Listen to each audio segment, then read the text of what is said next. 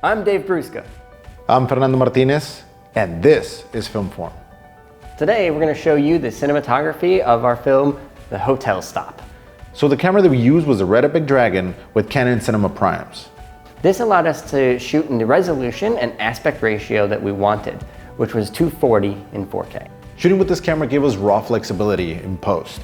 Being able to change color balance and gamma curves after the fact helped us achieve the look that we were going for.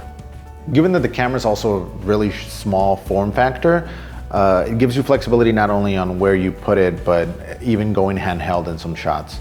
Lighting was both simpler and more complicated shooting in the studio environment. All the lights were on a grid on top of us and controlled by DMX.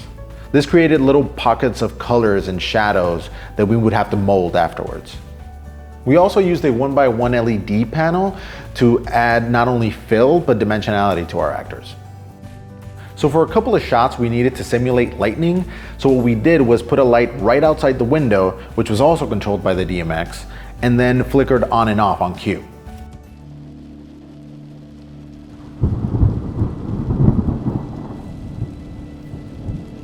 As you might have noticed, we used several wide-angle lenses and went up close to him in order to make the audience feel like you're in there with him. So when you shoot something like this, you always try to put your audience in your character's headspace. Make them feel that they're with the character and experiencing the same things as he is. So choices of lenses, of how close you are to him or further away, can actually influence how your audience is going to feel in terms of connectivity with him. We didn't add a lot of camera movement except for a couple of little details, mostly because we wanted to ground the situation as best as possible and just let the action, develop in front of you.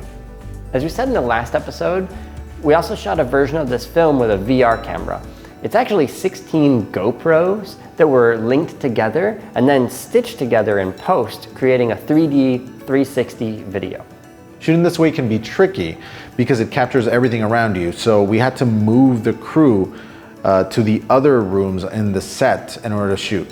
We added Easter eggs to this by having crew present in a few of the shots anyway. You can find a link to that video in the description down below.